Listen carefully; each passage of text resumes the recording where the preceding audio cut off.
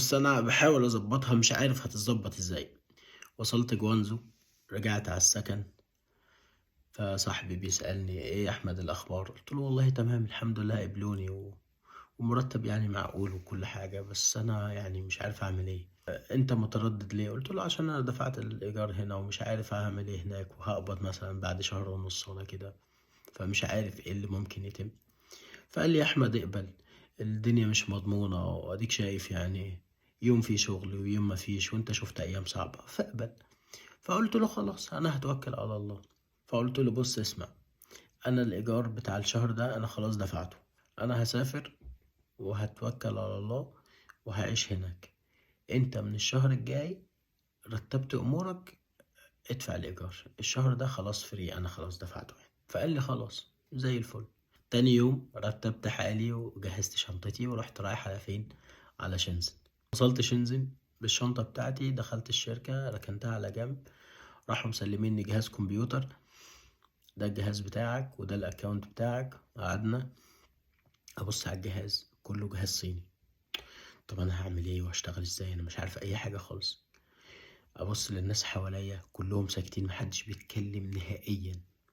طب إيه يا جماعة ما فيش حد بيدردش مع التاني، حد يغشّش التاني، حد يعلّمني، حد يدرّبني، ما فيش. لين اللي كانت بتترجم لي متغاظة منّي علشان مرتّبي ضعفها وأنا لسه جاي. فضلت قاعد ألصّم في اليوم ده لحد ما خلص. بعدين جات أنا صاحبة الشركة راحت واخداني قالت لي: "تعالَ علشان أوريك السكن." خدتني ورُحنا رايحين، نزلنا من الشركة أخدنا المترو، فضل يمشي حوالي مثلًا 20 محطة، بعدين ورّتني السكن. بصّيت على السكن، أوضة صغيرة خالص، حمام بلدي، ما فيهاش بوتاجاز. قالت لي: "هو ده." "طب يا ستي الإيجار كام؟" كان حوالي 2000 يوان، يعني حوالي تِلت المرتب، وعايزة تاخد شهر مُقدّم وشهر الإيجار، يعني شهرين، عايزة 4000 يوان. طب أنا هاستلف تاني والّا هاعمل إيه؟ يعني مش عارف بصراحة، يعني هاستلف من مين أصلًا؟ هاكلم مجدي تاني أو أخلّيه يسلفني، مش عارف أعمل إيه. ف طيب تمام يا أحمد، قُلت لها: "آه تمام." "طب هتدفع ونتوكل على الله؟" قُلت لها: "لأ أنا مستني أفكّر." فنزلنا باتمشى، أنا ماشي كده ولين وسطنا وصاحبة الشركة. "فإيه يا أحمد مالك؟" قُلت لها: "ما ليش." قالت لي: "عجبك السكن؟" قُلت لها: "عجبني." "هتاخده؟" قُلت لها: "آه."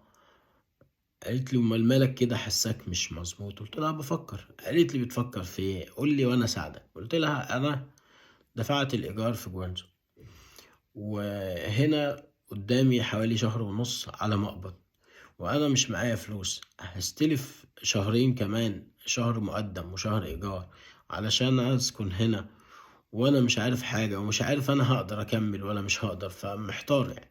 فقالت لي: "أنت في دماغك كل ده وبتقول آه، آه، طَب آه على إيه؟" فقُلت لها: "والله أنا لو ما قُلتش آه، ما كنتش جيت من مصر أساسًا، لو ما قُلتش آه ما كنتش جيت هنا في المكان اللي أنا فيه دلوقتي النهارده، لازم أرضى ولازم أقبل على أي وضع لحد ما الأمور تتضبّط، بس أنا باحاول أضبّطها مش عارف هتتضبّط إزاي." فقالت لي: "طَب أنت عايز إيه؟" قُلت لها: "عاوز أشتغل معاكِ بس ما تدّينيش مُرتّب، ادّيني عمولة." قالت لي: "طَب شوف أنت عايز إيه." قُلت لها: "أنا ادّيني عينات من كل صنف قطعة."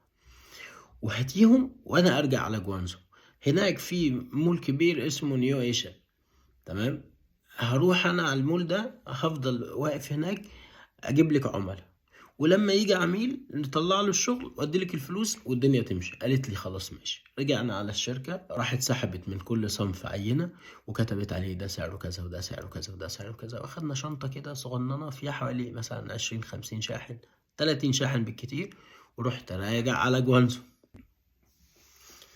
رجعت جوانزو وأنا معايا العينات.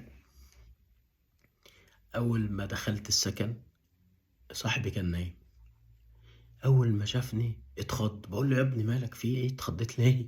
قال لي: "أنت إيه اللي رجّعك؟" قُلت له: "والله أنا شكلي اتسرعت والموضوع محتاج مصاريف كتير وأنا مش معايا حاجة."